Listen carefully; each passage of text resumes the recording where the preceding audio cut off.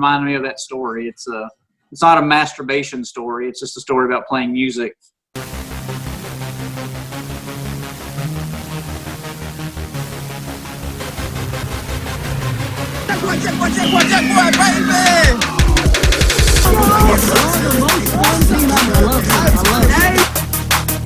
Come here! Let's go. Give me a flipper. We'll do that first. That's fine. Are you ready? I'm ready.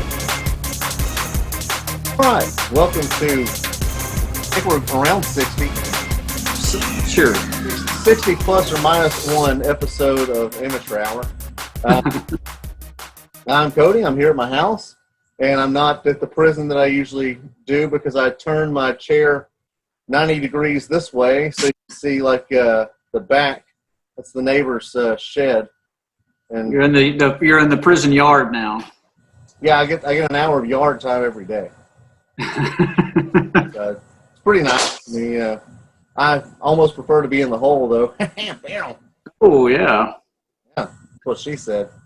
Anyway, thought we'd give you guys an update on flag football stuff, which, sorry to say, is not much of an update. We're still waiting on the governor to issue an order that says that we can have gatherings of more than 10 people. If they say that there's a gathering of more than 10 and we can find somewhere to let us play, as long as it encompasses, 20 or 30 people, we'll have our championship in Spring League. So we haven't forgotten about anybody. We're just waiting on things to be legal. We just need 1 week. Just give us one. We just need 1 day. We just need 1 day to finish this up.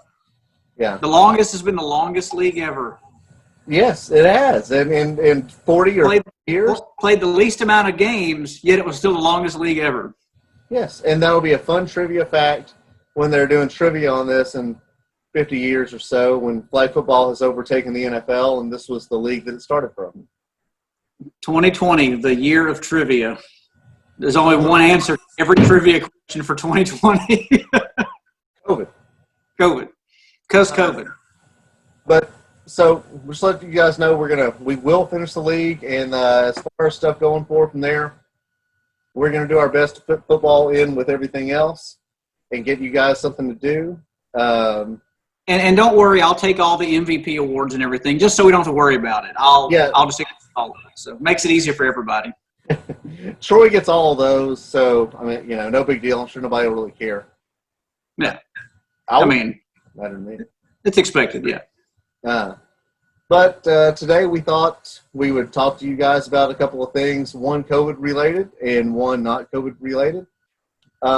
I don't know how many of you know, but I tested positive for the coronavirus it was last Friday, I think. So I figured I'd let y'all know how all that went because, a lot of people were kind of scared of the testing, what to expect if you have COVID. So I figured I'd tell you my little COVID journey.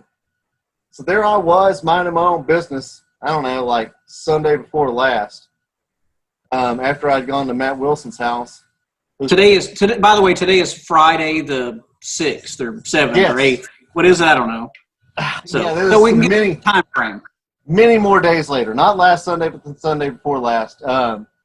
But the night before, my girlfriend and I went to Matt Wilson's house, who used to play quarterback for the Herd, if y'all don't know who that is. And I suspect Matt to be patient zero because I saw some documents in his house that said Wuhan, China. Like a passport and some weird looking money. I don't know. But because I'm putting 2 and 2 together and I'm going to come out with like 8, the next day my back kind of hurt a little bit. So I thought, well, I went to the gym on Saturday because this was on a Sunday. I went to the gym on a Saturday. I was like, well, maybe I'm just sore. And the next day my back and my hips kind of hurt. I thought that might be from something else. I was sore. And then, like, as time went on, like, my joints just kept hurting. And I thought, well, I'm just old and fat, so not a big deal. Well, then my girlfriend called me on Thursday when I was at work, sitting very close to one of my coworkers. And she goes, hey, by the way, I had her on speakerphone. She was like, hey, I just ran like 100.2 fever. Like, oh, okay. Some coworker did that Peter Griffin thing from Family Guy, like where he sucked out the window and like was gone, you know. And he like scampered back to his office and wouldn't come out. So I sat there and thought, and I did the whole denial thing where I'm like, I feel fine, you know, there's nothing wrong with me. And then I started doing like, it's like that grief process, I guess, where you're like in denial. But yeah. Like I was all of a sudden a hypochondriac for about 1 minute. And I was like, well, I'm a little bit sniffly. And I mean, my throat, it's a little scratchy, I guess. So anyway, I ended up just going home from work. We went to the doctor the next day. We had to schedule. So if you guys think that you're just going to drive to like a COVID test thing, that's not really how it works. You have to make an appointment. So we went the next day to Best Med in Lumberton, which was fun. And we go in, and we think that like, because we're like the infected zombies, that they'll have like a little holding cell for us, or like, I don't know, some sort of protocol. No, we just walked in like the little room, the what do you call it, the waiting room with everybody else. There's like a kid with a broken arm, somebody with a sniffly nose, like a guy had his dog there or something. There's like, you know, just people moving around. And I signed in with the same pins that everyone uses. Of course. You know, like I said, no real concern. Went back to the room, and then nurses came in. They took my blood pressure and told me it was extremely high. And I was like, well, COVID.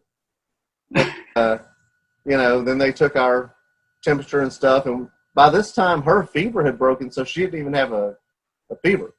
Yeah. And they came back with their instruments of COVID. And there was a long, like, little doodad, and they shoved it in Tatiana's nose first. And I watched her for the moment that it felt weird or hurt.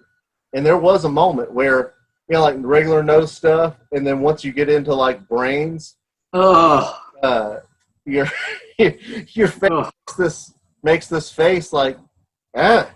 It does it involuntarily. Your face is, you have no choice but to make the face.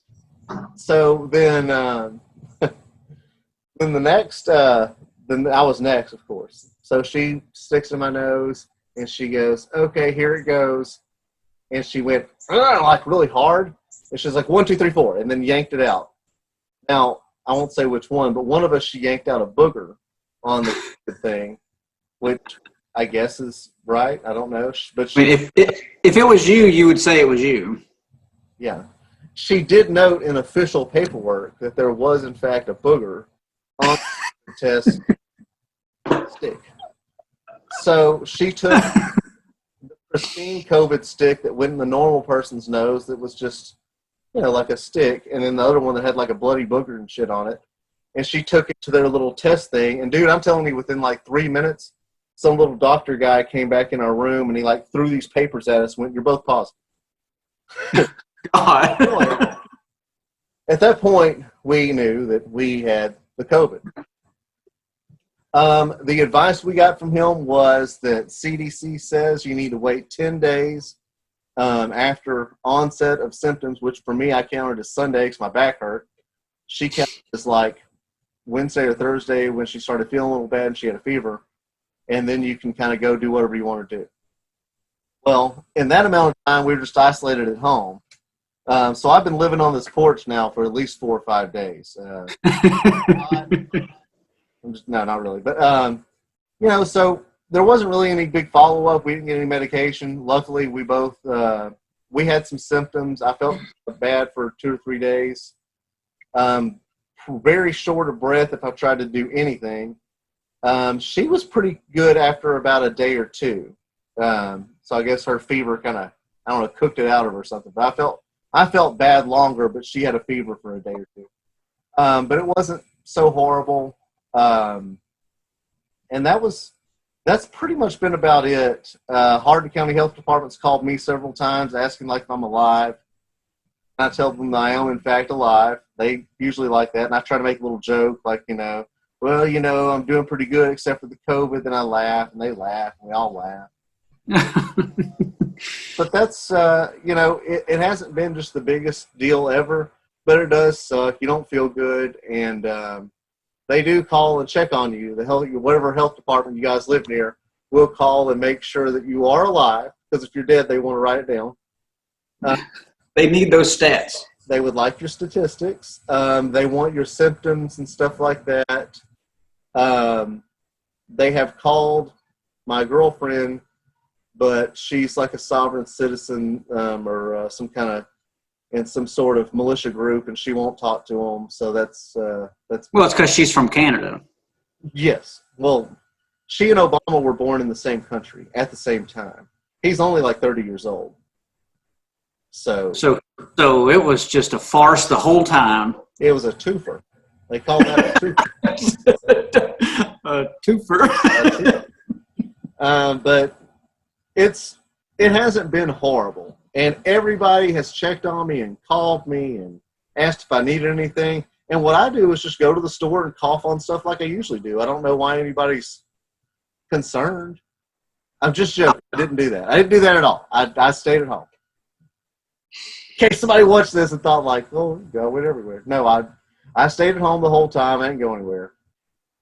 So, but I did find out that the Wilsons, who we were hanging out with on the day that we got our symptoms, also have COVID. So. Wow, what are the odds? People hanging out together, getting diseases together. So if you guys do have COVID, you'll spread it to whoever you hang out with. I can vouch for that one. But that's the whole COVID tale. I mean, I know it's not incredibly exciting, but if you're wondering if you have it, what you have to do, that's essentially what you have to go through. So it's not fun, but it's not horrible. It's all right. Well, it is interesting to hear it from someone who has it, because I honestly don't. You're the only person I know that has it. I don't know anybody else that has had it at all. So you're the only one. As you know, I've had a fascination for years with going to water fountains and actually sucking the water out of the fountain, especially at public parks. This is not true. And also, I like to lick door handles. So if somebody was going to get it, my passion is my downfall. All right. None of that was necessary. It was funny, though. Well, it's funny to you. And we're an audience of two, and if half of us are laughing, then it's funny. Aaron Ward watches. He'll think it's funny. I'm glad Aaron watches. I do too. I read his Facebook. He has good Facebook posts. I like Aaron. We interact sometimes. You're all right. You're a good guy, Aaron. Don't care what Troy says. Thumbs up, Aaron. Okay. My brother's name's Aaron. Oh yeah, he is. Well, anyway, so I guess we can move on to the second segment then. The second segment. We need to come up with an intro. I was going to tell you that.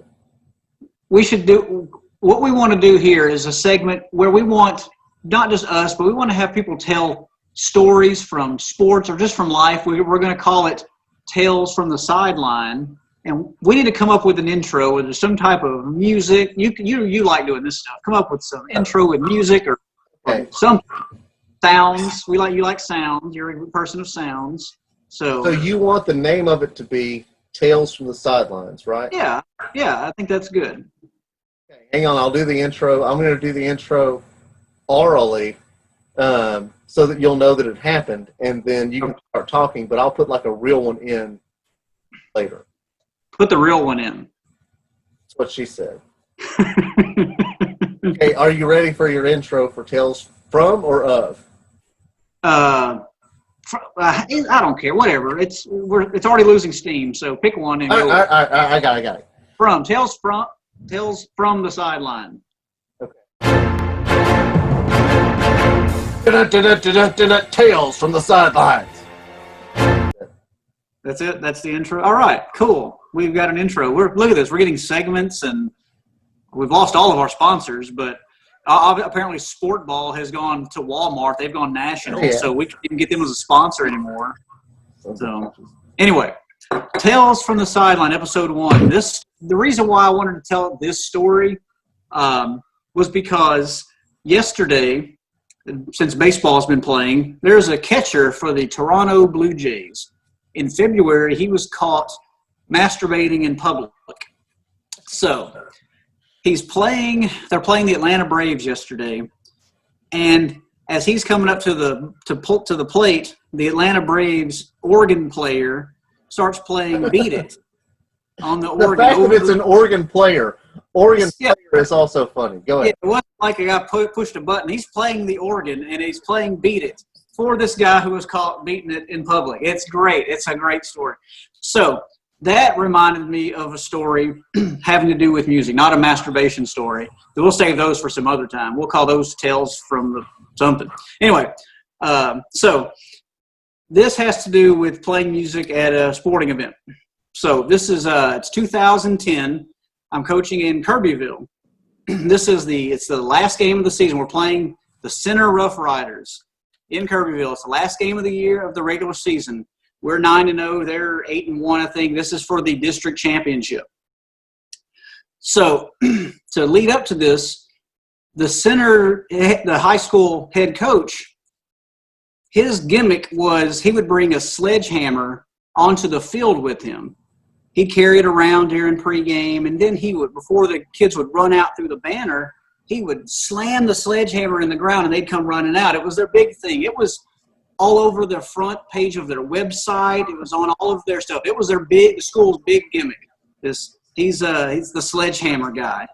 So we're talking about it during the week, and Coach Alvarez says, we're going to get him to play that sledgehammer song when he comes out from Peter Gabriel.